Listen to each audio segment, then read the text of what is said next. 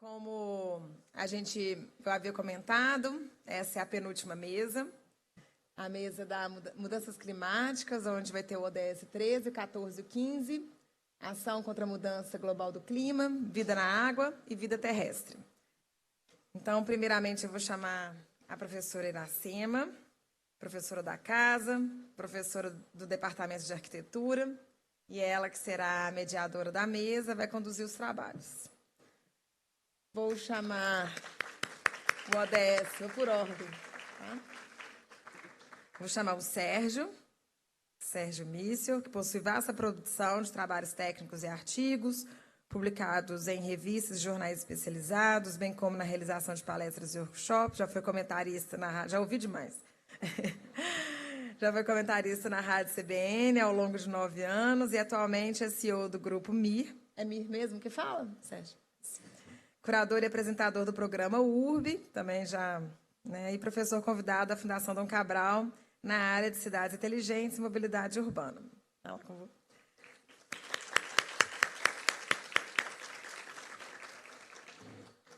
O Dani, a gente acha que o Dani, né, o professor Dani Zarredini, nunca vai ter um xará. Então, a gente tem um Dani aqui, só que com um N só.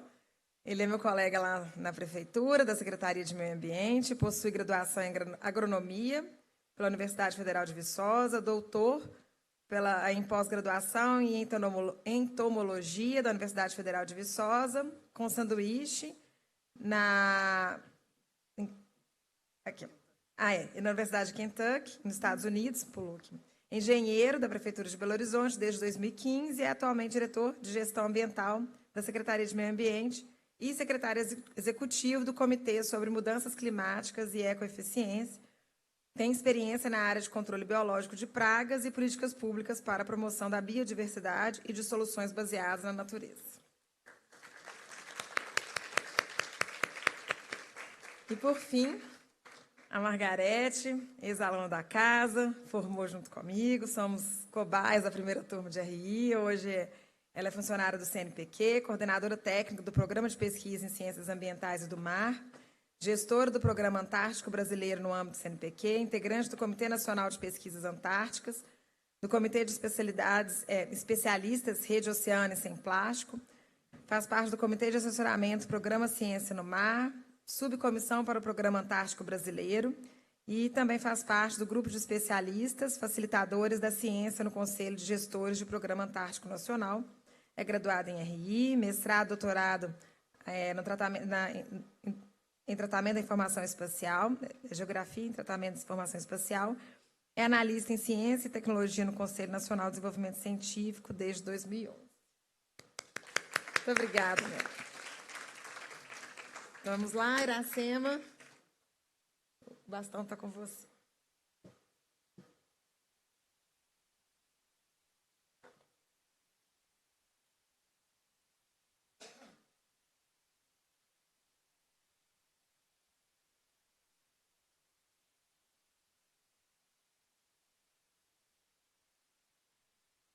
Agora consegui.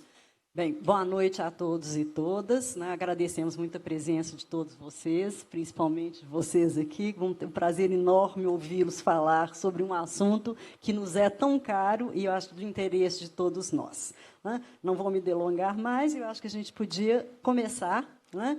Primeiro, na ordem aqui colocada das próprias ODS. Né? Então, vamos começar com o Sérgio, falando sobre a ação contra a mudança global do clima. Boa noite, pessoal. Tudo bem? Bom, primeiro gostaria de agradecer a gentileza pelo convite da professora Iracema, dos demais, os meus colegas que estão aqui. É uma honra, é um privilégio muito grande participar desse momento, né? Eu acho que é um momento emblemático, não só em relação aos ODS, mas para a gente poder refletir sobre o futuro do planeta. Hoje mesmo eu estava escutando a rádio vindo para cá e um dos comentaristas falava sobre a questão da transição para uma economia e um mundo de baixo carbono e como que alguns países já se posicionam claramente contrários a esse processo de transição.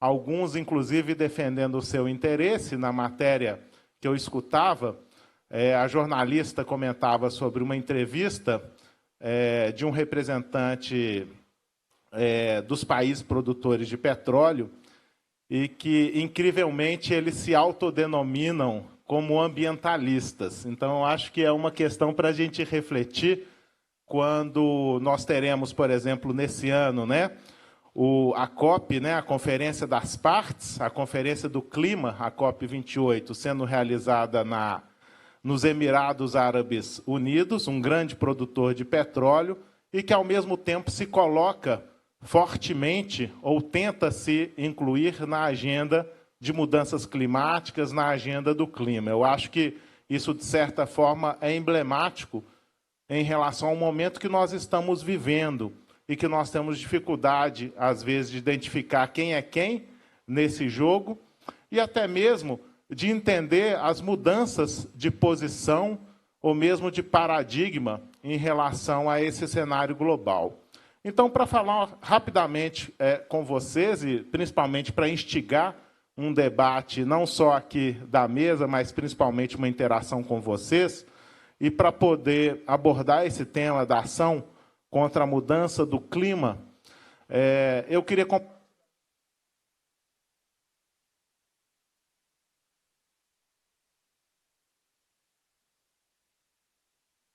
Será que falhou porque eu falo demais, né? Então, às vezes, o microfone acaba a pilha, mas eu vou... Estou até olhando aqui o tempo para não ter problema. Mas eu queria compartilhar com vocês um pouco de uma experiência recente, que para mim foi muito emblemática, que foi a participação na última COP, né? Então...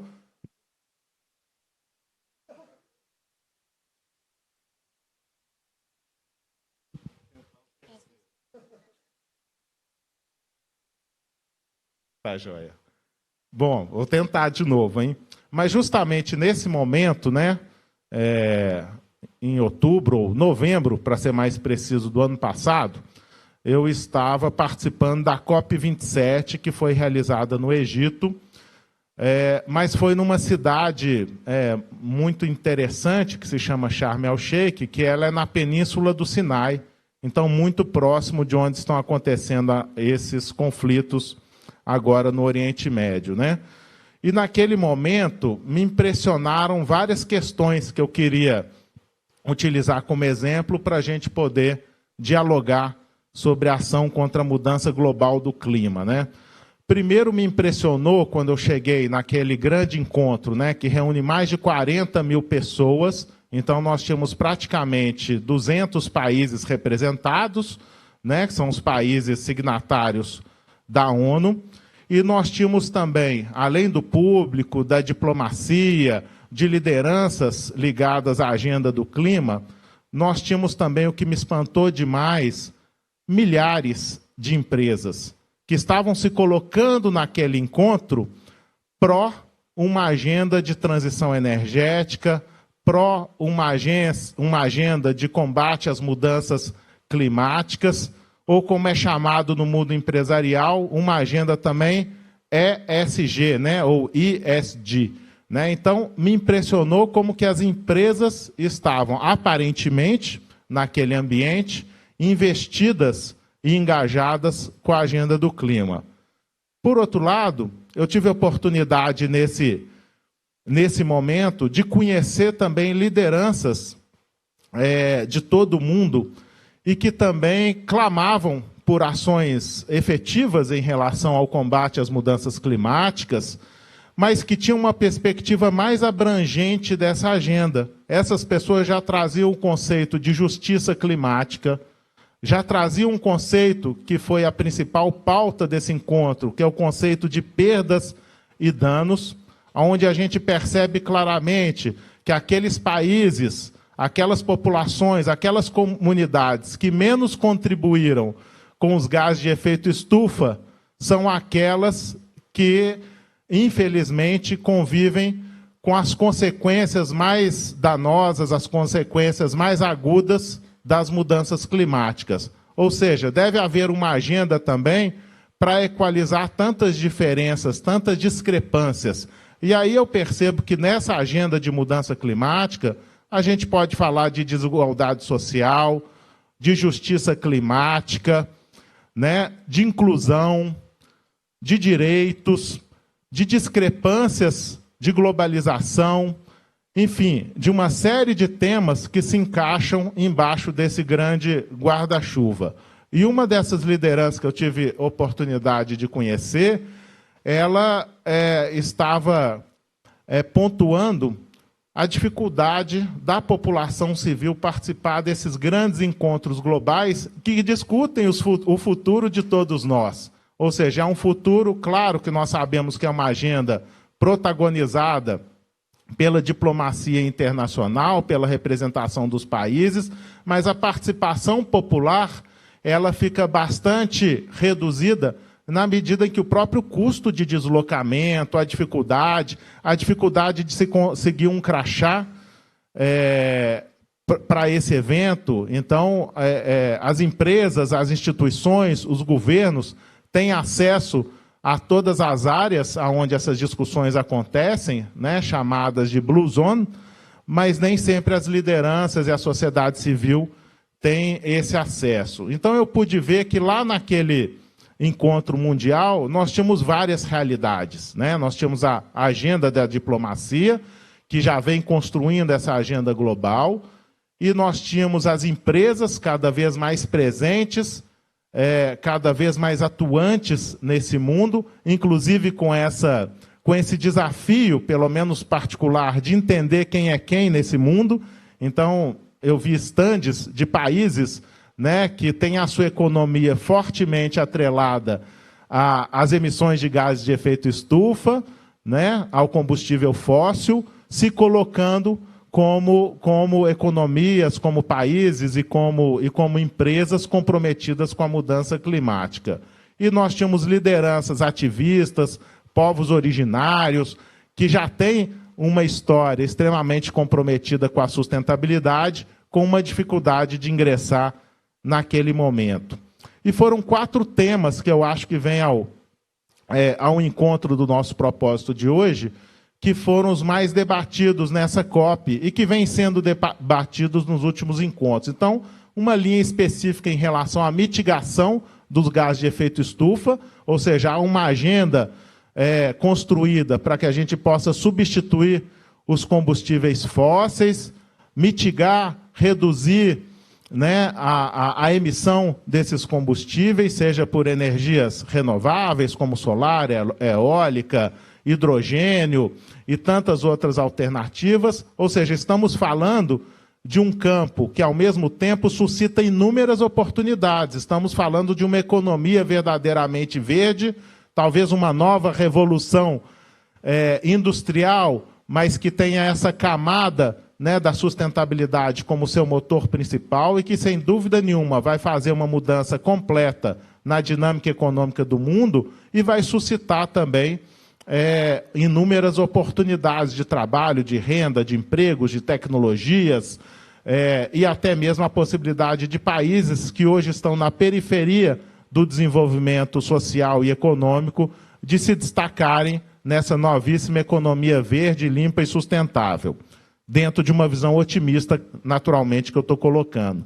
Um segundo eixo que foi extremamente debatido e que eu acho que encontra ressonância aqui nesse nosso seminário, que é a linha de adaptação às mudanças climáticas. Então, eu me lembro, viu, Dani, de um estudo que a Prefeitura fez em 2016, que é a análise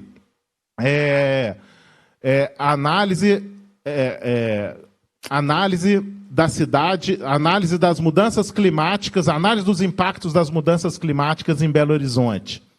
E nesse cenário, que analisava basicamente, né, 4 grandes eixos, que seriam os efeitos relativos a inundações, deslizamentos de terra, vetores de doença como dengue e chikungunya, ou mesmo efeitos como ilha de calor, já indicava que se as políticas continuassem no mesmo ritmo e na mesma direção que se encontrava à época desse estudo, até 2030, nós teríamos mais de 60% dos bairros em Belo Horizonte na condição de alta vulnerabilidade.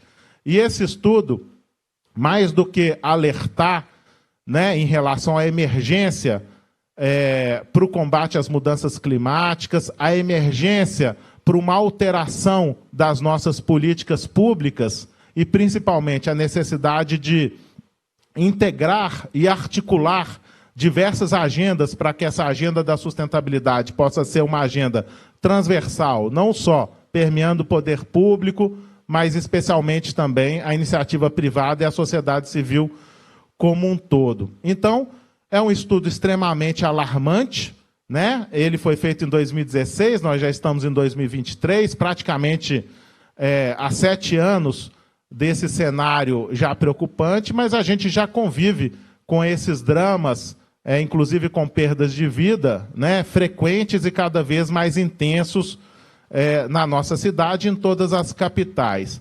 Mas o que eu queria destacar, a partir desse cenário, é que as áreas que foram mapeadas como as áreas que estarão em alta vulnerabilidade são justamente aquelas áreas aonde nós já temos fragilidade de infraestrutura, carência, insuficiência, né?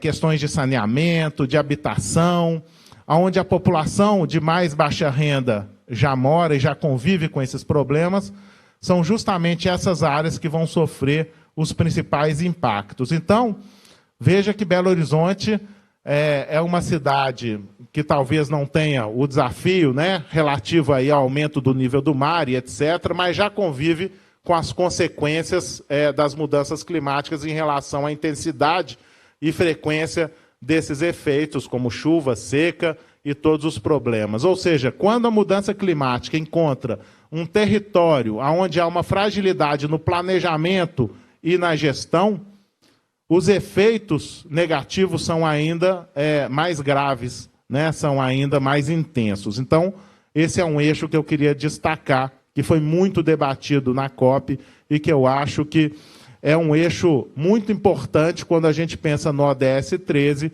que vai tratar sobre a ação contra a mudança global.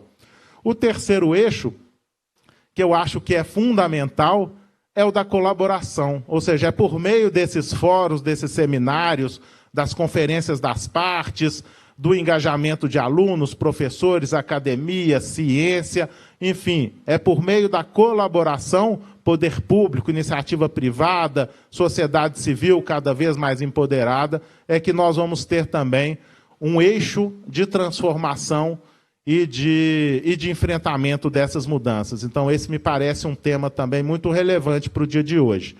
E, por último, mas não menos importante, a questão do financiamento, né? E o financiamento não é só quantidade de dinheiro. Haja vista, né, que há um compromisso de todos os países signatários das COPs do Acordo de Paris de um recurso da ordem de 100 bilhões de dólares por ano a partir de 2020, o que de fato não foi ainda investido e que, mesmo que fosse investido, ainda é uma gota em termos de volume de recurso no oceano de necessidades que nós temos, né? Quanto tempo que ainda tem? 1 minuto. Então, para finalizar, e aí eu deixo uma questão que eu acho que foi uma questão chave da COP, que ela foi, finalmente, depois de muitos encontros, incluída, contemplada, mas ela ainda não se transformou numa ação efetiva, e há expectativa agora, nos próximos encontros, da gente debater, e que me parece uma questão também que tem muita centralidade nesse debate das mudanças climáticas, que é a questão de perdas e danos. Ou seja, quem vai pagar mais e quem precisa receber imediatamente mais recursos para poder enfrentar as consequências das mudanças climáticas. E aí já não estamos falando mais na causa.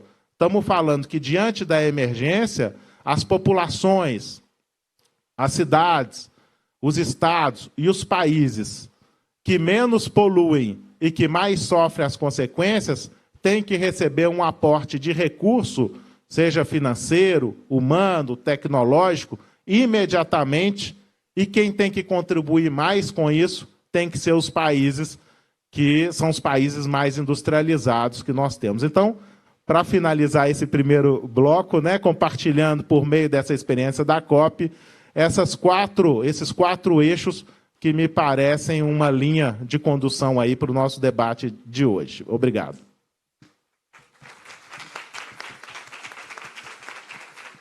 Muito obrigada, Sérgio. Vou passar a palavra agora para Margarete Alves, que vai falar sobre a ODS 14, Vida na Água. Obrigada. Boa noite a todos. Quero agradecer o convite, né, da casa, é sempre bom voltar. Já tinha 12 anos que eu não vim aqui, muita coisa mudou e estou um pouco até emocionada de estar aqui. Bom, a Chiara me deu o desafio, né, de falar do ODS 14, que é Vida na Água.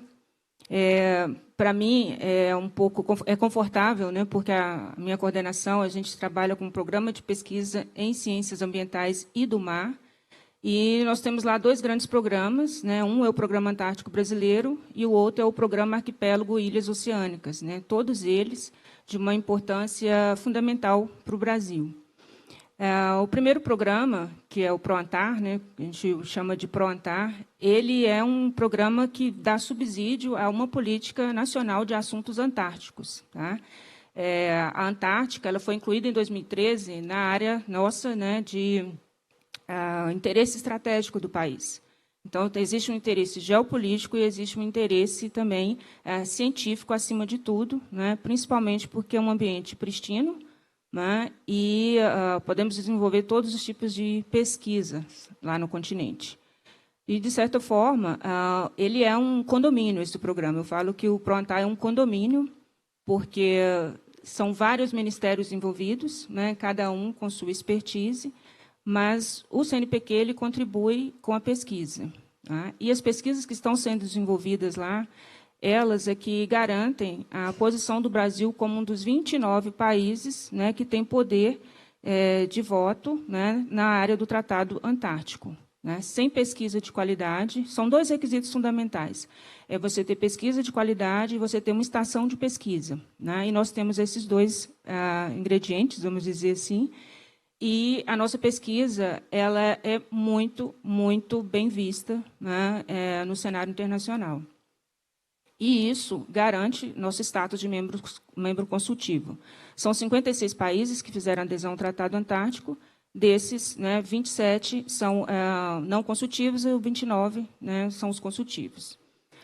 Nós temos, hoje, o Comitê de Pesquisa Internacional, SCAR, na reunião do ano passado, né, um relatório sobre a questão das mudanças do clima e da situação dos oceanos. Tá? Nós trabalhamos no Oceano Austral, no caso do Programa Antártico, que é um oceano que nos dá muita informação sobre a questão, principalmente, climática aqui no Brasil. Climática e saúde do oceano. As gerações de dados, né, que temos, né, principalmente em relação aos Institutos Nacional de Ciência e Tecnologia da Criosfera, nós temos 2 módulos antárticos que estão no interior do continente, fazendo monitoramento 24 horas por dia e enviando dados, né, para a nossa central aqui no Brasil. E esses dados eles são acoplados, né, eles são trabalhados para mensuração de previsões climáticas. Tá? Também fazemos o monitoramento do gelo, né, marinho. Mês passado, a gente teve uma reportagem, se não me engano, foi na Folha de São Paulo, sobre como que o aumento, né, a questão do impacto do calor, da mudança do clima, nas calotas e aqui na calota antártica, ela ajuda, né, e ela potencializa, inclusive, os eventos extremos que estamos tendo no sul do país, porque estamos em ano de El Niño. Né? E no dia 8 desse mês, nós lançamos a Operação Antártica, que é a época, né, que a gente vai para o continente para fazer pesquisa. Ficamos lá durante o verão e fazemos pesquisa não só na estação, né, que está lá na Ilha Rei Jorge, mas também nos navios e também em acampamentos. Tá? E todos esses dados eles são dispostos em bancos de dados com acesso internacional, e isso circula, né, por vários setores, né, não só da academia, mas também, né, por outras esferas. O que é o ProAntar? Ele contribui, né, em relação à questão das mudanças do clima. Todos esses dados, né, eles são disponibilizados, né, e podem ser tratados e, de certa forma, direcionados para a tomada de decisão de órgãos em várias esferas, né. Hoje, nós temos 21 projetos em andamento e um INCT, que é o INCT da Criosfera, e essa semana nós estamos finalizando, né, a seleção dos novos projetos pelos próximos 4 anos. E os projetos eles estão distribuídos na área, né, de ciências humanas e saúde polar, meteorologia, divulgação científica, né, porque é uma questão fundamental é comunicar a ciência para públicos não especializados e aumentar maior credibilidade em relação ao que a ciência produz, né? E a gente está sendo beneficiado, né, de certa forma, da década da ciência oceânica, agora, que potencializa, né, para que esse ODS 14 ele seja atingido. Na década, nós temos um comitê da década estabelecido, que trabalha em nível local, nível de cidade, nível de estado, federal e mundial, né? O ano passado tivemos um encontro em Santos para trazer, temos os jovens embaixadores, né, cientistas, para divulgar todas essas informações. Então, do ponto de vista de contribuição, né, para a política pública, o PROANTAR ele municia, né, a Presidência da República em relação à tomada de decisão sobre, né, questões, né, relativas ao continente antártico. Esse é o principal, é fundamental no ponto de vista geopolítico. E ciência a gente nem precisa dizer, né? A nossa ciência ela hoje está num patamar muito bom, isso devido à questão principalmente de formação de recursos humanos, de novas lideranças, né, através de bolsas de pesquisa e de projetos, né, para emergentes, né? Foi essa chamada nova agora. Nós abrimos uma linha específica para jovens cientistas com doutorado a partir de 2012, né? Que seria uma porta de entrada, né, para que eles pudessem contribuir, porque já temos geração formada de jovens pesquisadores polares, né? E em relação ao 14, nós temos outro programa de pesquisa, que é o Programa Arquipélago e Ilhas Oceânicas, né? De acordo com a Convenção, né, do Mar, nosso mar territorial, Zona Econômica Exclusiva e Plataforma Continental, nós temos a maior costa, temos uma costa imensa, né? E o desafio que esse ODS 14 trouxe é conhecer para preservar. Tá? O volume de recursos, né, e o volume de pesquisas que temos em relação à questão da oceanografia, ele é pequeno comparado quando você olha para a parte continental. Então, o desafio nosso do CNPq, enquanto agência de fomento, junto ao Ministério da Ciência e Tecnologia, é potencializar, né, as chamadas públicas e, de certa forma, aumentar esse conhecimento. Porque, para você proteger, para você gerenciar, né, você tem que ter dados. Né? Você tem que ter, estabelecer monitoramento constante, você tem que ter pesquisas em diversas áreas do conhecimento para poder ajudar a formatar esses relatórios para fazer a intervenção. No caso da pesquisa oceânica, e assim, não é só o Brasil, tá? Isso é em relação ao mundo, nós ainda, assim, mesmo com toda a dificuldade, 4 anos pregressas aí, nós conseguimos alavancar um pouco na ciência, a gente está numa posição de 12ª em relação às outras, mas ainda, né, devido ao tamanho da nossa costa, isso ainda é pequeno. Tá? Então, o programa Ilhas Oceânicas é o marco, né, das ilhas, que é a questão de você marcar a sua zona econômica exclusiva, né, e o desafio é, além de trabalhar nessa zona, que é, né, que a gente é responsável, vamos dizer assim, são as águas, né, que também não têm jurisdição. Esse é o grande desafio, né, da Convenção, que é como você atua em áreas não jurisdicionais, né, como que faz essa proteção, como é que você cuida desse oceano que não está ali, né, na caixinha, não está ali delimitado, que é o grande desafio. Né? A gente viveu em 2019 um desafio enorme, que foi o derramamento de óleo na costa do Nordeste. Estamos lidando com ele até hoje, tá aí premente. Nós lançamos a chamada pública na nossa coordenação, que é a 06, PC-Mar, está aí. vamos aditivar, né, vamos trabalhar outros projetos, porque está chegando óleo ainda. E foi numa região, né, que a Marinha ela tinha o monitoramento, mas, mesmo assim, a gente ainda não tem um monitoramento tão eficiente, né, para poder ter esses dados, né, à disposição.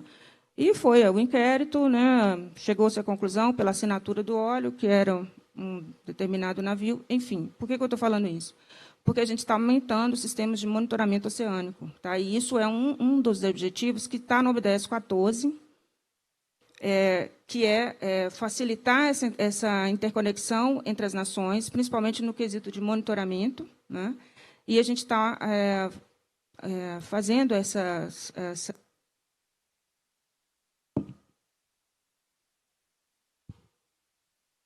com chamadas temáticas, né? Temos um em andamento, que é o GUS, que é o monitoramento oceânico.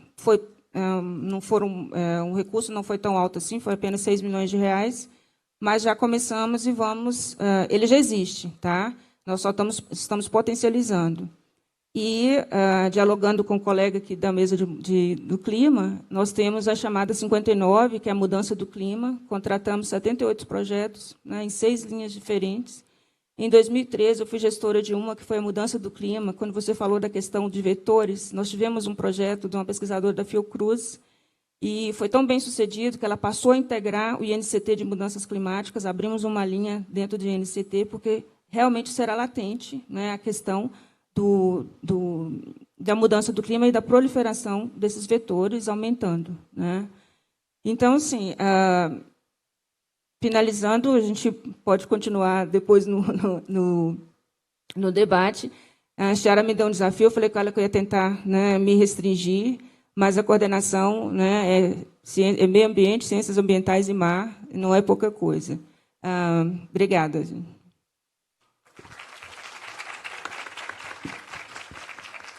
Muito obrigada, Margarete. Vamos passar agora a palavra para o Dani, né, que é o ODS 15, na vida terrestre. Obrigado, professora Iracema. Gostaria de agradecer o convite, né, da PUC, agradecer o convite da professora Chiara pelo convite, uma colega nossa de prefeitura também, né, agradecer essa oportunidade, primeiro, de fazer uma reflexão antes de vir para cá, e a oportunidade de hoje aqui a gente tentar construir junto um pensamento. E aí, quem está participando aí, né, guerreiro, sexta-feira à noite, né, para escutar o ODS, isso é muito importante. É vigoroso ver que, né, jovens, professores, né, todo o corpo aqui da PUC participando para a gente levar essa discussão. E agradecer as palavras, né, do Sérgio. O Sérgio é uma referência para a gente, Sérgio, tanto numa mídia que às vezes é tão superficial em discussão, e é tão bom quando você pega o Sérgio falando na CBN, falando sobre planejamento urbano, falando sobre mudanças climáticas, falando sobre pensar uma nova cidade, dá um conforto para a gente, né? E, ao mesmo tempo, a referência que você é em vários campos de discussão aqui na cidade. É importante dividir essa mesa, né? E acho que você traz reflexões aqui que eu também tentar aplicar um pouco na minha fala. A professora Margarete também, que eu não conhecia, e muito importante a fala dela e todo o trabalho que vocês têm desenvolvido no CNPq, a importância da pesquisa.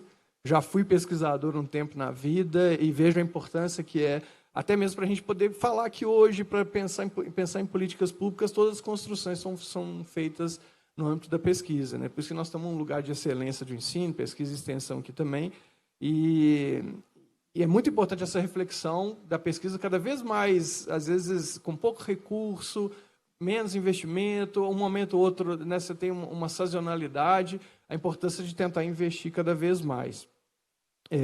E a pesquisa é fundamental, principalmente quando a gente fala aqui, né, no ODS 15, que a gente está falando em proteger os ecossistemas terrestres.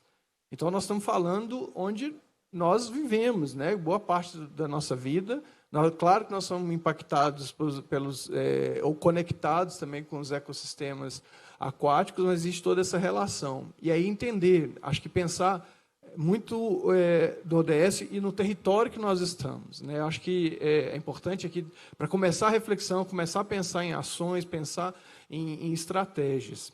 E aí esse ODS ele vai trabalhar resgate dos ecossistemas, reduzir a questão de desertificação, degradação de áreas e deter a questão da perda da biodiversidade. E aí talvez é o foco um pouco aqui da fala hoje, né, pensando nos ecossistemas terrestres, pensar em ações para deter a perda da biodiversidade. Mas para que pensar a biodiversidade? Qual que é a importância da biodiversidade na nossa vida? É só uma fala? É só um termo interessante? Ou ele tem uma relação ou implicação direta para a nossa vida no planeta?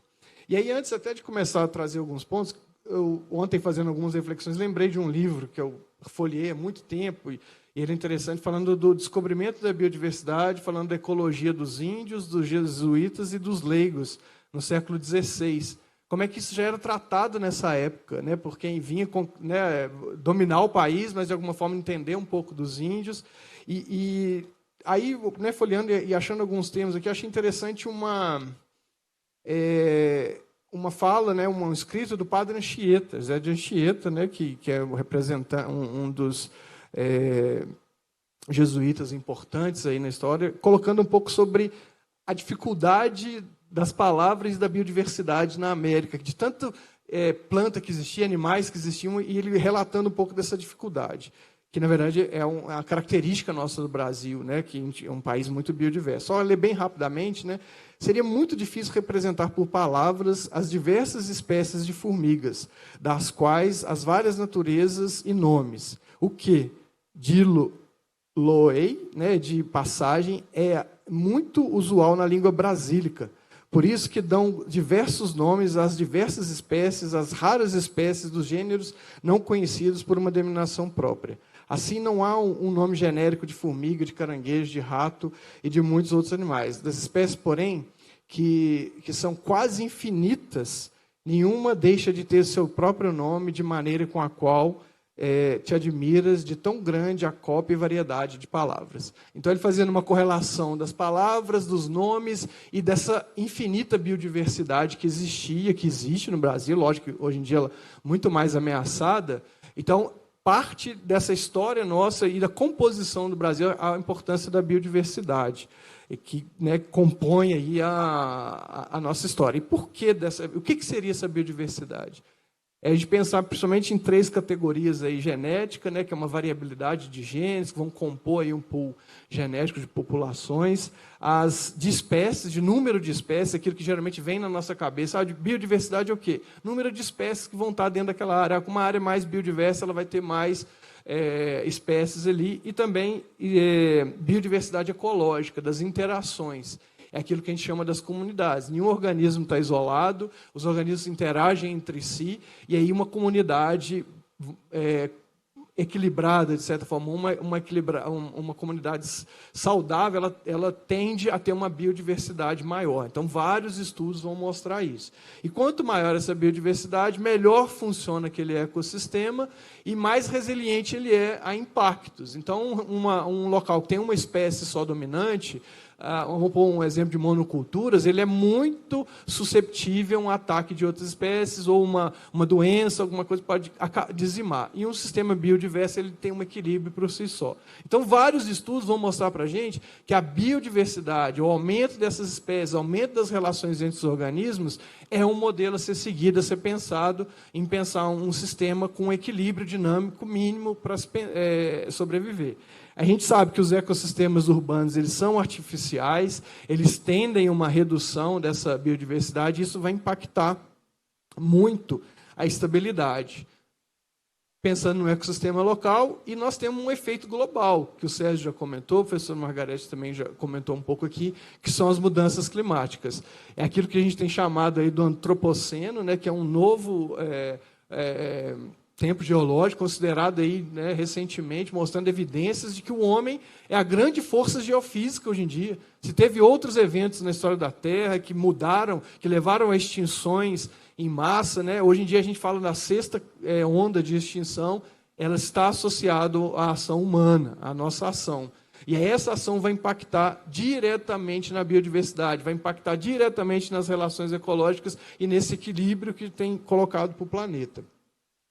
E aí, pensando em Brasil, né, os jesuítas e os índios, quem vivia aqui já tinha notado, o Brasil é um local de mega diversidade. É um hotspot, é uma região do mundo que tem grande e concentração de biodiversidade, considerado entre uns aí que concentra de 10% a 15% das espécies que existem no planeta. Então, alguns números que eu levantando, de quase 120 mil espécies de animais, quase 46 mil espécies de plantas, então catalogadas. Com certeza tem muito mais espécies que às vezes nós não conseguimos, ainda não foram identificadas, que podem estar se perdendo nesse princípio, né, de mudança do clima e de espécies que não vão estar adaptadas do ponto de vista ecológico e evolutivo para uma temperatura tão extrema ou variações tão extremas como a gente tem percebido. Um exemplo claro e com impacto direto na nossa vida são as abelhas, né? Vários estudos têm mostrado que as abelhas têm desaparecido, comércio de abelha, diminuindo populações de abelha, e a gente sabe que, se for pensar em serviço ecossistêmico, o que a abelha trabalha na sua sobrevivência ali, o que ela vai refletir na vida humana, ela é responsável pela polinização. 80% dos alimentos aí depende da polinização, então, diminuindo a abelha, diversidade de abelha, com certeza pode diminuir a diversidade de alimentos e impactar também diretamente a nossa vida. Então, esse é um gargalo, é um momento que nós vivemos, que devemos repensar como reverter, de alguma forma, esse impacto das mudanças climáticas. E alguns estudos são muito drásticos em falar que a gente pode chegar a perder 1 milhão de espécies até o final do século. Se nada for feito, como o Sérgio trouxe aqui, né, da vulnerabilidade em Belo Horizonte, se tudo ficar da mesma forma, nós mudarmos a nossa maneira de interação com o ambiente, nós podemos chegar a perder 1 milhão de espécies. 1 milhão de interações, 1 milhão, talvez, aí, de compostos que podem se perder, né, de interações que podem levar a serviços ecossistêmicos para a gente, então a gente precisa ter todo um cuidado. E o Brasil, como várias nações do mundo, ela é signatária de vários protocolos. Dentre eles, nós temos aí, né, dentro do ODS 15, metas estabelecidas, então, de proteção desses ecossistemas, de ação direta para a preservação desses animais, plantas, então, que estão ligados, primeiramente, a metas ligadas aos sistemas, às áreas de proteção natural, a criação de reservas, aumentar essas reservas, de produção de maior áreas de florestas. E essas ações elas estão voltadas principalmente para 3 grandes linhas, ligadas à conservação, ligadas ao uso sustentável e à repartição e justiça também desses elementos.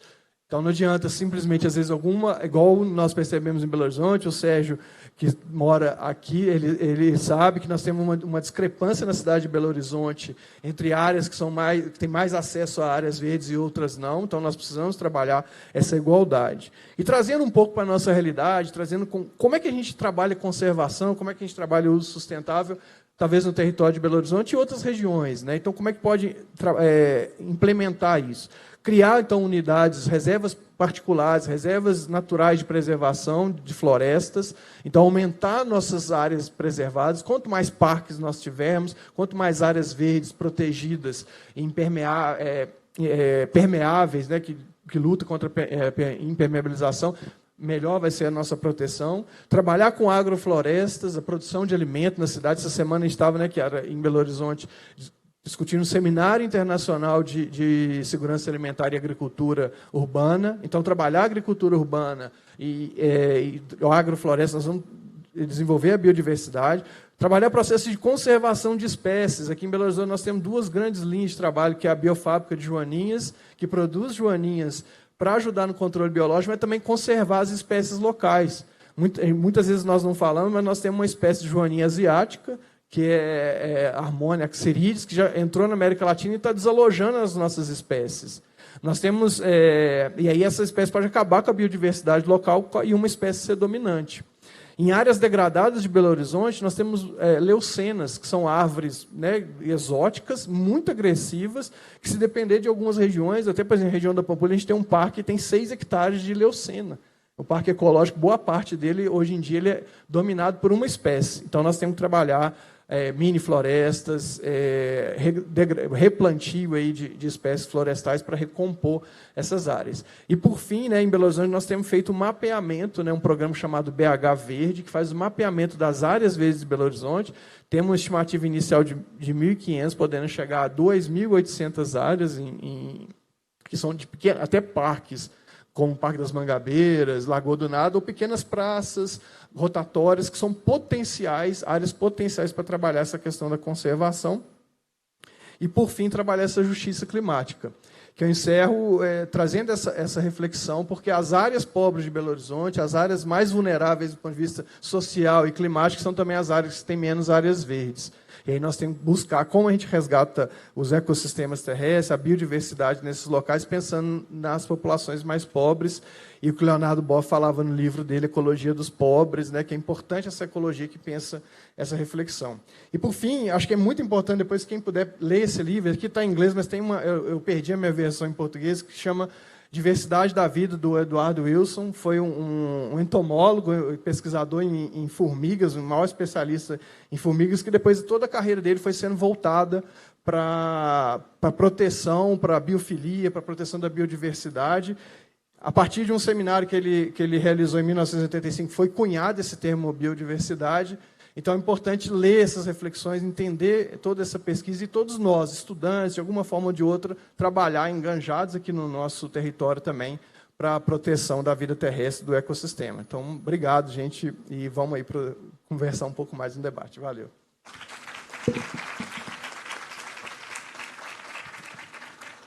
Muito obrigado aos três pelas falas inspiradoras. Nós vamos abrir agora uma rodada de perguntas. Quem tem perguntas a fazer, por favor, vão levantar. Nossa, que ótimo. Vocês vão passando o microfone, por favor. Vocês se identifiquem, por gentileza, e falem para quem que é a pergunta, né? Quem é que deveria respondê-lo, por gentileza. Oi, tudo bem? Meu nome é Caetana, eu sou do 4º período de RI. E eu tenho uma pergunta, assim, porque comentaram sobre ESG e realmente está crescendo aí nas empresas, né? Só que minha pergunta é se, de fato, as empresas estão interessadas, estão, de fato, engajadas nessa causa, estão fazendo isso por livre e espontânea vontade, ou tem medo de que a sociedade civil aí, assim, force, né, que aconteça e tem uma pressão mesmo de fora, e aí por isso que elas estão engajando nessa causa. Gente, nós podemos fazer assim, 3 perguntas? 3 perguntas, e aí vocês respondem? Então tá, obrigada. Boa noite. Primeiro, queria agradecer por vocês socializarem o conhecimento de vocês conosco. Fico muito grato. Eu sou Kainan, sou do 8º período do curso de Relações Internacionais. E eu questiono em dois pilares. No primeiro, na ODS 13, e depois na ODS 14, mas não efetivamente dentro da ODS 14. Vou começar primeiro minha pergunta falando sobre questão de transição climática e energética, mas cedo eu havia feito essa pergunta e não fiquei tão satisfatório com a resposta, e acho que eu vou encontrar uma resposta melhor, que é sobre como a gente pode pensar, como empoderar a sociedade civil para se engajar nos movimentos de descarbonização, principalmente quando a gente diz respeito ao escopo 3. A gente vê muito engajamento por parte do setor público, setor privado, porque é onde eles estão diretamente vinculados, mas eu vejo fraqueza na sociedade civil em poder ajudar nisso. Então, como agregar valor nelas na descarbonização, para a gente ser uma sociedade talvez carbono neutro ou até carbono positivo. Já dentro da ODS 14, na verdade não dentro da ODS 14, mas para a pesquisadora, que me fugiu o nome agora, escutando uma das diretoras do Instituto de Pesquisa da USP de gases de inovação em gases de efeito em gases de efeito estufa, ela falava um pouco sobre linguagem. A diferença de linguagem, seja no setor privado, seja no setor de pesquisa, seja na sociedade civil. Aí eu queria entender, na sua perspectiva, ela, no caso, ela saiu do setor privado e entrou para o setor acadêmico, e ela falava como é que ela teve que reaprender do zero para se comunicar. Eu queria entender, de sua perspectiva, como que a gente torna acessível um conhecimento que sai de pesquisa, numa ação que é tão importante, que é a transição energética e climática, como levar isso para a população mais comum, que não tem tanto acesso.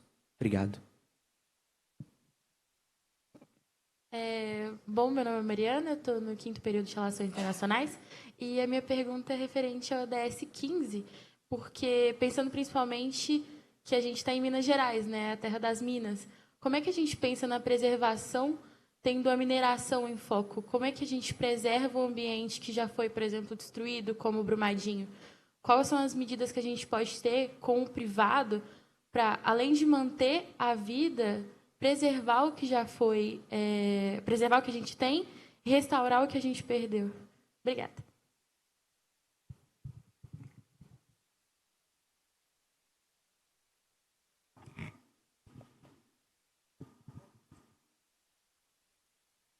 Erinal?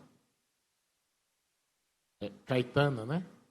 Isso, Caetana. Adorei sua pergunta, porque dá oportunidade da gente discutir não só esse conceito de ESG, quanto um outro que a gente escuta falar muito, que é sobre o greenwashing, né? Ou seja, até que ponto essas iniciativas empresariais e corporativas estão só na superfície, né? Só no marketing, só na narrativa, e até que ponto elas podem estar realmente transformando o jeito de ser e de fazer das pessoas e das empresas, né? Eu fico pensando, outro dia eu estava discutindo sobre esse ponto, eu acho que as empresas antigamente elas eram movidas praticamente única e exclusivamente pelo lucro. E de muitos anos para cá, já existe um componente tão ou mais importante do que o lucro, que é a reputação.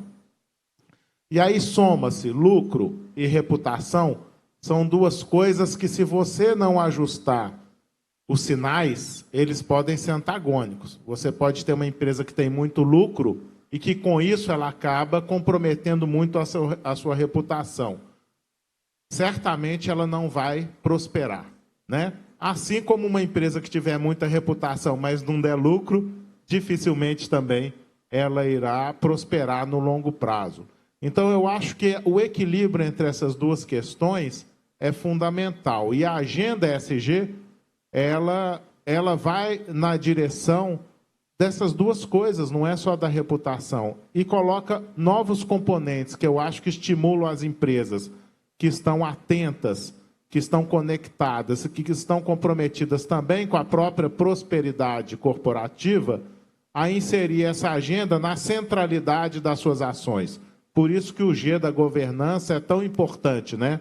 Porque nós já tínhamos a responsabilidade socioambiental, de certa forma, nas empresas, né, que estão buscando o estado da arte, mas quando você traz esse G da governança, você coloca na centralidade dessa empresa essa temática socioambiental. E aí entra o terceiro eixo que acelera esse processo, que é a redução do risco.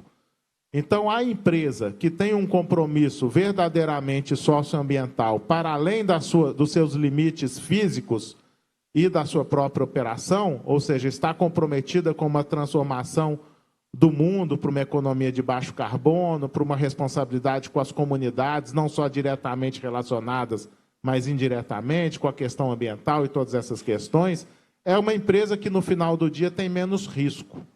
Porque a gente sabe que não basta você ter uma atividade economicamente viável se você não conciliar todos esses aspectos, especialmente o aspecto social e ambiental.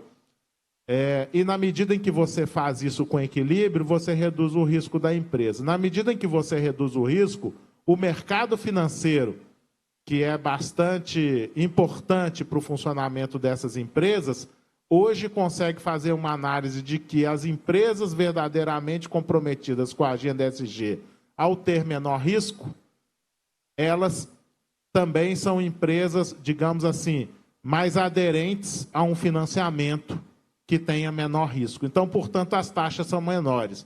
Então, eu te diria, resumidamente, que as empresas, seja por acreditar nesse compromisso verdadeiramente de transformação socioambiental e de governança, vão se envolver nessa agenda, mas aquelas também, por uma questão de sobrevivência e de prosperidade, vão também buscar por uma questão de acessar os recursos que estão disponíveis só para empresas que estão comprometidas com essa agenda, ou mesmo acessar recursos a taxas mais atraentes, porque elas estão comprometidas. Isso tanto faz sentido para mim, que tanto a Bolsa de Valores de Nova York, quanto recentemente a do Brasil, a Bovespa, a B3, quanto outras pelo mundo, começaram a criar índices de empresas de sustentabilidade ou índices de empresas ESG, e essas empresas têm um quadro de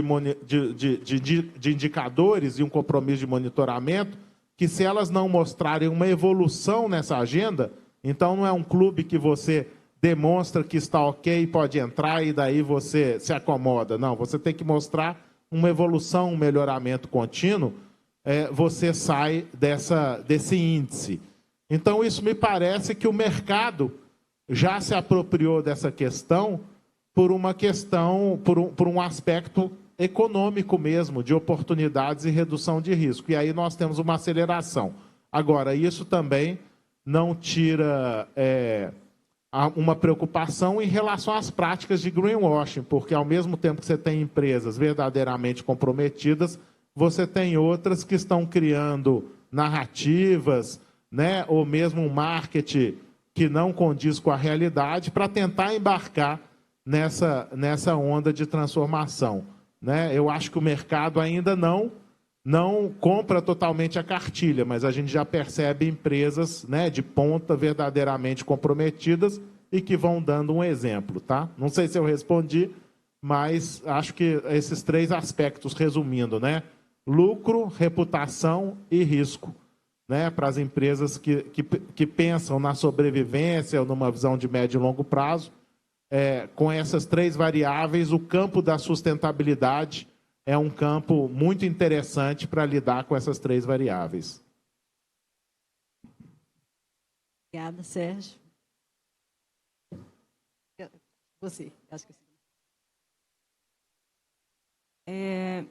Eu esqueci o nome, mas tá, ok.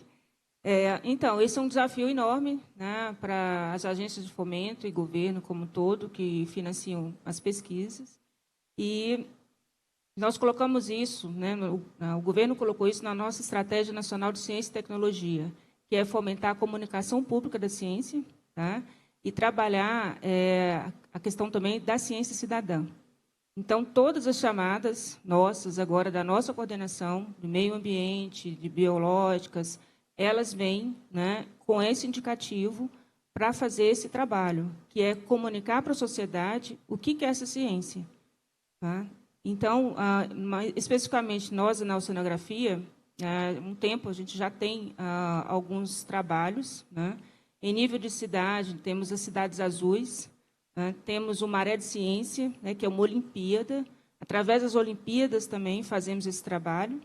Então, o estímulo maior é para fazer que todos os pesquisadores, né, mesmo os que não saibam, tentem aprender, né, comunicar seu trabalho. E aqueles que não conseguem, né, já tem algumas agências especializadas para poder fazer essa questão da divulgação da ciência.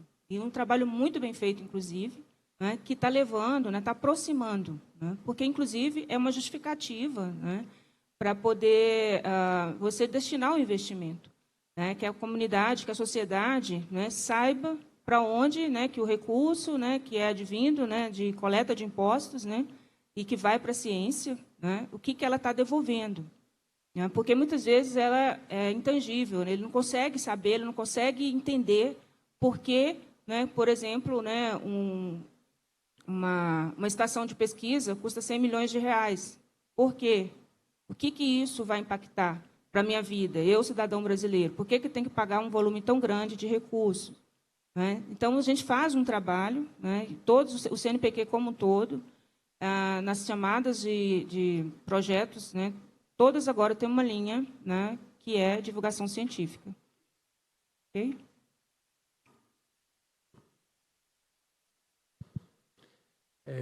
Qual que foi o seu nome que você fez a pergunta sobre a mineração? Mariana? Tá.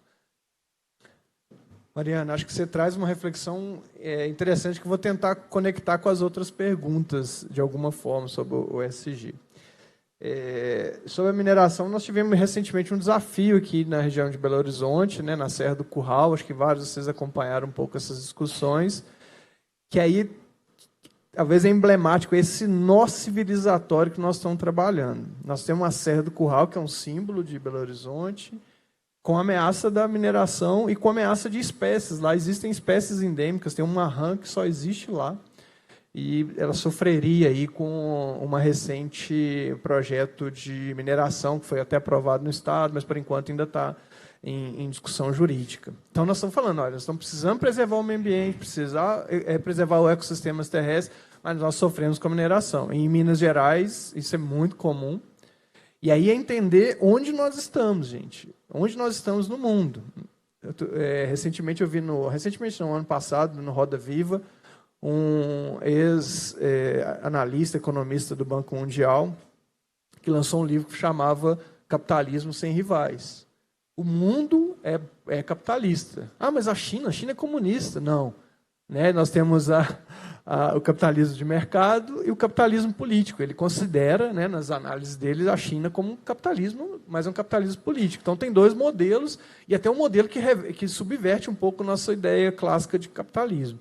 E aí o capitalismo ele vai trabalhar com duas formas, 3 princípios básicos: acumulação de riqueza, o controle dos meios de produção e você ter pessoas assalariadas trabalhando. 99% de nós aqui, ou muito mais, são assalariados. Pode até achar que, não, eu sou classe média, mas nós estamos aqui reproduzindo um sistema, que é a nossa vida. Então, esse é um nó. As empresas, hoje em dia, estão trabalhando isso que o Sérgio trouxe, entre reputação e lucro, mas ainda estamos dentro desse sistema, dessa lógica de acumulação de riqueza. E talvez as reflexões que as empresas têm feito talvez eu não vou ter consumidor e talvez eu não vou ter nem meio de produção, porque vai chegar um ponto que eu vou esgotar esse sistema. Então, talvez a reflexão está vindo, embora encapada de outra forma, embora bem intencionada. Não quer dizer que se uma Apple que vai lançar um iPhone, dado 15 minutos falando lá da mãe natureza no último lançamento, ela está com alguma intenção.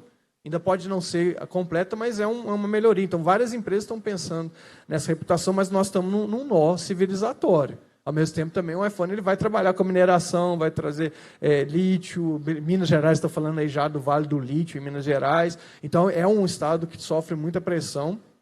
Então, a solução não é tão fácil. Então, nós precisamos rever esse modelo. E aí, uma das soluções, Mariana, que a gente pode pensar é trabalhar aquilo que o Carlos Nobre fala da floresta do futuro, da Revolução 4.0, que é da biodiversidade. Então, como é que nós vamos poder trabalhar outras formas? Nós não estamos fadados a trabalhar só com mineração, nós não estamos só fadados a trabalhar com construção civil. Então, nós podemos ter uma forma dinâmica de ter economia e, ao mesmo tempo, trazer essa perspectiva de recuperação.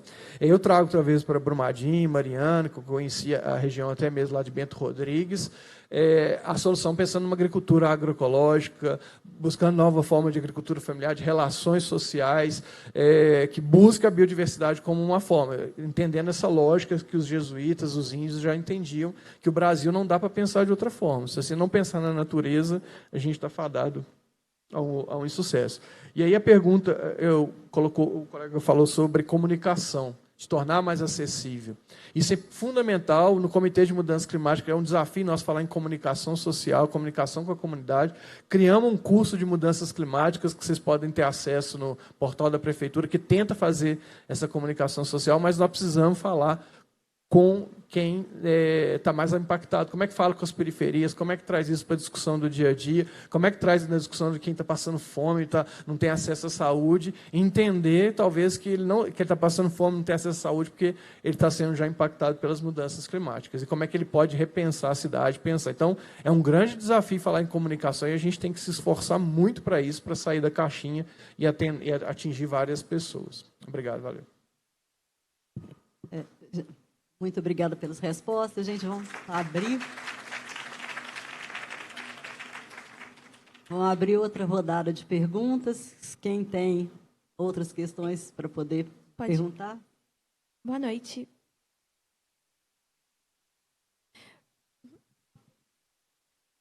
Gente, então, olha, perguntas breves, por favor, porque nós já estamos com o tempo estourado, tá? Por favor, só mais 3 para a gente terminar. Boa noite, meu nome é Bárbara, eu estou no 7º período de Relações Internacionais. A minha dúvida está muito relacionada com o que o Dani acabou de falar sobre fazer uma economia, né? Ultimamente tem ficado bem famoso o termo de soluções baseadas em natureza. E há umas 2 semanas, mais ou menos, eu fui num evento que uma estilista indígena, ela fala que eu esqueci o nome da marca dela, mas ela usa todos os produtos assim bem naturais, até mesmo para atingir as roupas que ela faz, por exemplo, com casca de árvore, essas coisas, porque são menos prejudiciais ao meio ambiente.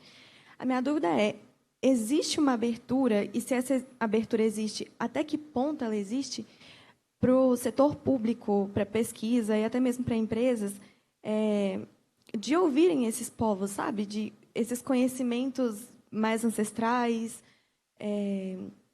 não somente pensar em coisas novas, sabe? Mas usar povos que, inclusive, já foram muito atingidos pelas mudanças climáticas, o que eles têm para falar. Obrigada. Meu nome é Bruna, eu tenho 2 perguntas. A primeira vai para o ODS 13, e é sobre quais as estratégias eficazes para lidar com a migração realizada por conta da mudança climática, visando garantir os direitos humanos e também ter a noção das diferentes responsabilidades que alguns países possuem, com questões históricas e capacidades também diferentes deles poderem agir. E a outra vai através do ODS 15, que você falou sobre a conectividade dos ecossistemas e que a gente tem. E a minha pergunta vai nesse sentido, que quais são os principais desafios associados às transformações de cidades tradicionais para cidades inteligentes, visando que cidades tradicionais elas já têm formas eficazes, específicas de lidar com seus ecossistemas, e como isso também envolve questões culturais e históricas delas.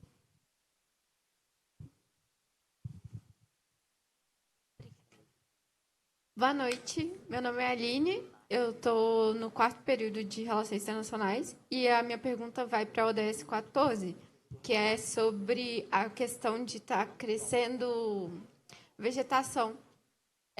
Se já tem alguma pesquisa sendo feita, principalmente na Antártica, porque teve isso, né, de que estava crescendo vegetação e isso é um problema muito grande.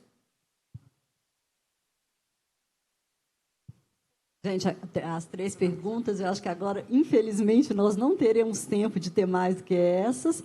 Vamos responder essas agora, por gentileza.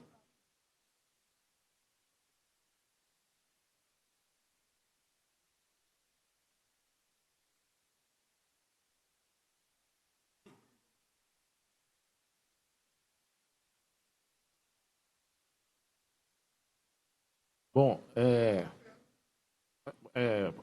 pode perguntar também, a gente insere aqui a questão, mas eu vou tentar ser bem breve e objetivo.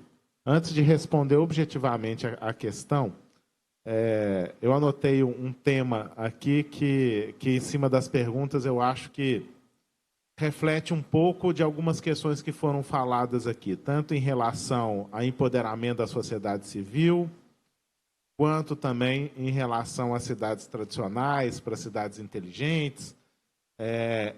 Eu acompanhei na COP um momento que eu achei muito interessante, que foi o seguinte.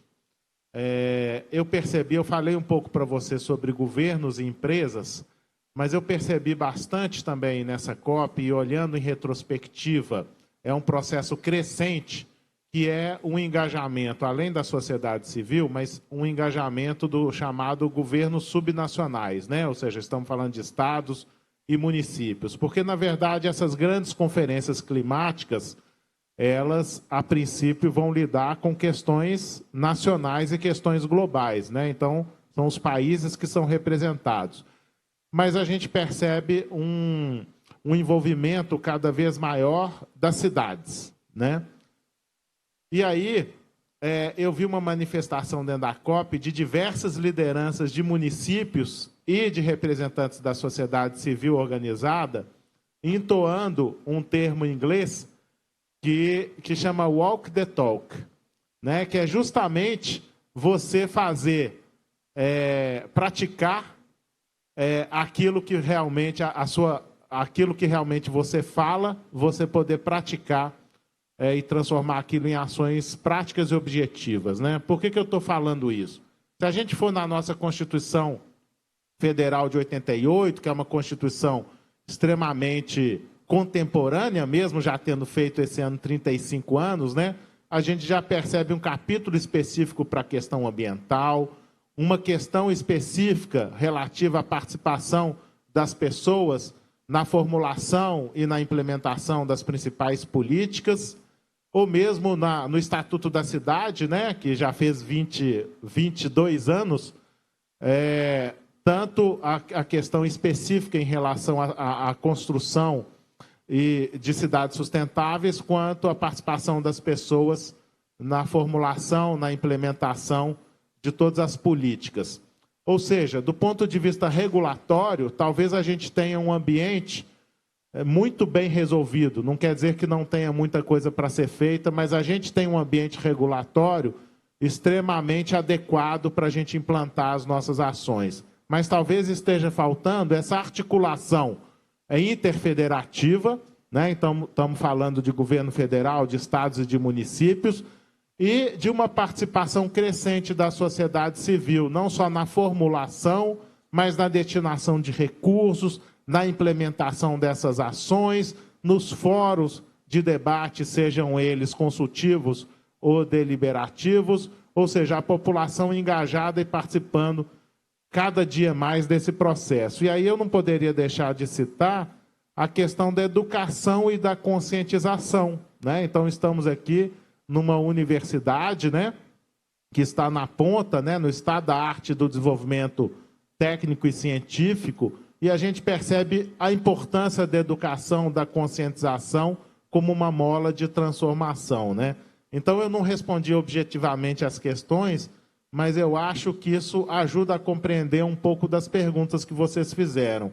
Então, quando a Bruna falou, né, como que a gente vai lidar com cidades tradicionais para se transformarem em inteligentes, né, até que ponto uma cidade que, por exemplo, se a gente pegar 100 maiores cidades brasileiras no universo de 5.570 municípios, tratam menos de 40% do seu esgoto, né? O país tem déficit habitacional, né? Os resíduos sólidos são descartados ainda praticamente metade de uma forma inadequada e tantas outras questões que nos fazem pensar que a cidade verdadeiramente inteligente precisa enfrentar os problemas do passado e principalmente levar, né, os melhores e os maiores recursos para quem nunca teve oportunidade de desfrutar desses recursos, dessa infraestrutura e dessas possibilidades, né? Então, eu acho que a gente precisa exercitar essa incrível capacidade de transformação das pessoas e das cidades, mas a gente precisa mudar um pouco o paradigma, porque até então a gente continua reproduzindo um modelo que a cada vez aumenta mais a desigualdade, a cada vez aumenta a utilização desenfreada de recursos, né, que são tão importantes. Então, eu acho que é hora da gente refletir também como pessoa, como sociedade, como universidade, como cidade, como país, né? Qual o novo paradigma, que está muito ligado ao que o Dani falou, né? E essa mudança ela não é repentina, ela é gradual, que a gente precisa apostar para que o país, né? E aí falando do Brasil, essa potência da biodiversidade, tenha um protagonismo no sentido não só de liderar essa transformação, mas de fazer daqui também um lugar onde a gente possa experimentar essas novas soluções, como, por exemplo, as soluções baseadas na natureza, e fazer daqui também um canteiro de experimentações e de exercício para, por meio dessa potência da biodiversidade, demonstrar que existe futuro para uma bioeconomia, né, para uma biodiversidade, para uma Amazônia 4.0, mas é claro que isso é um processo gradual, né, e envolve basicamente, aí, principalmente, né, para além da vontade de governos e de políticas, uma mobilização, um engajamento e uma transformação por meio da sociedade, né? Então, acho que eu me alonguei aqui, mas respondi talvez de forma indireta algumas questões. Obrigada, Sérgio. A pergunta sobre o aumento da vegetação, né, antártica. Se temos projetos de pesquisa lá. Temos. E são projetos que estão há 20 anos, inclusive, monitorando aquele ambiente. A gente tem a rede Terra Antar, que é da Universidade Federal de Viçosa, tá, que faz análise do permafrost, né, que é o solo congelado da Antártica, e temos a maior rede de sensores, né, climáticos espalhados ali, né, na Ilha Rei Jorge. Inclusive, foi a nossa rede que fez a medição da temperatura, vamos dizer assim, mais alta registrada ali, né, que já indicava, né, o aumento de calor naquela região. E o impacto disso é que estão florescendo, né, porque o solo congelado ele está derretendo e a vegetação que está ali, né, dormente, está sendo reativada. E para a gente entender esse movimento, né, nós agora a gente tem um grupo de trabalho. A gente vai se candidatar a ser membro, observador do Conselho do Ártico, tá? Justamente por conta, né, o que acontece no Ártico, que já aconteceu no Ártico, é um sinalizador para o que vai acontecer na Antártica, né? Esse ano a gente fizemos a primeira expedição ao Ártico, né, foram 3 projetos de pesquisa, um até aqui de Belo Horizonte, da UFMG, que é o Micoantar, que tem o maior banco de fungos antárticos, né? Acho que é um dos maiores do mundo, está aqui a coleção, aqui no UFMG. E o Brioantar, que trabalha com as briófitas bipolares, né? A briófita da Antártica e do Ártico, né? Com essas conexões. Então, a gente já está monitorando isso, né? Já estamos observando, né? E já tem alguns cenários, né? Inclusive em questão, né, de espécies em risco. Não sei se vocês viram, foi bem noticiado na mídia uns meses atrás, colônias inteiras de pinguins que morreram, né, bebês que não conseguiram, né, por conta de alterações climáticas. E hoje o nosso grande desafio, já pegando essa questão aí das mudanças climáticas também, né, e de vetores de doença, é a introdução, né, da gripe aviária. Já chegou na Patagônia e anteontem recebemos a informação que chegou também nas ilhas subantárticas.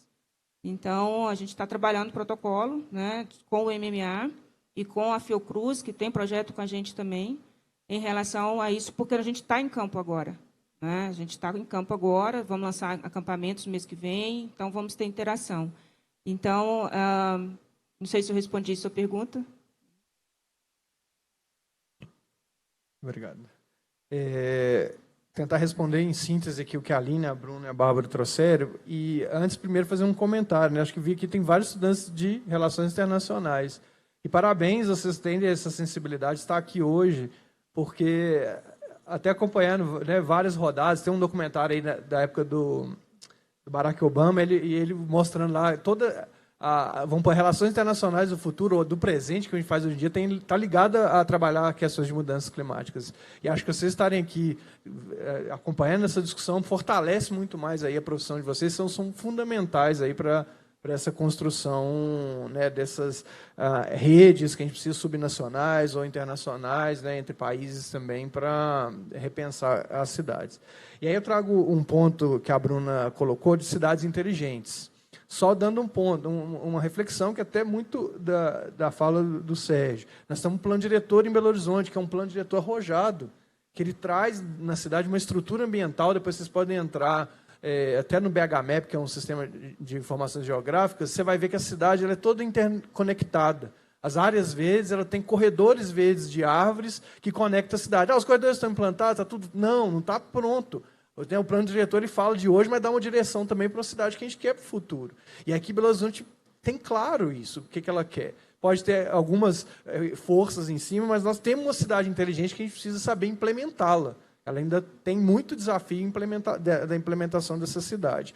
E aí vem essa conexão com as soluções baseadas na natureza, que a Bárbara trouxe. Acho que a gente tem que aumentar a nossa escuta para esse termo, decodificar, trazer ele para a realidade nossa, que é a implementação dessas ações. Sim, plantio de árvore, revegetação de áreas verdes, isso é fundamental.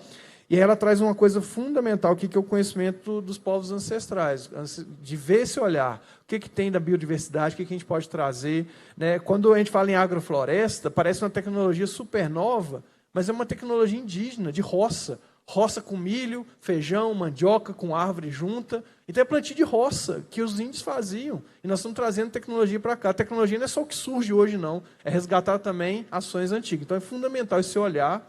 E aí eu recomendo a todo mundo escutar Antônio Bispo. Ele é um quilombola. Ele tem uma fala diferente que desconstrói um pouco o nosso pensar. E eu, escutando o podcast dele, chama Folha Explica, da Folha de São Paulo, ele traz um ponto, ele fala muita coisa que subverte a nossa mente. E ele fala que os povos tradicionais se veem como criaturas da natureza. E aí eu pergunto para vocês, como última questão, nós nos sentimos criaturas da natureza? Nós estamos sentindo como parte da terra? A gente colocou a mão na terra hoje, a gente viu um verde, a gente prestou atenção num canto de um passarinho, nós prestamos atenção no animal que passou. Então nós precisamos resgatar esse papel, perder essa alienação com a natureza, se sentir parte dela. Se a gente não sentir, tudo é papo, é conversa, a gente tem que sentir de novo que a gente faz parte dela para poder mudar e crescer junto com a natureza. Obrigado, gente.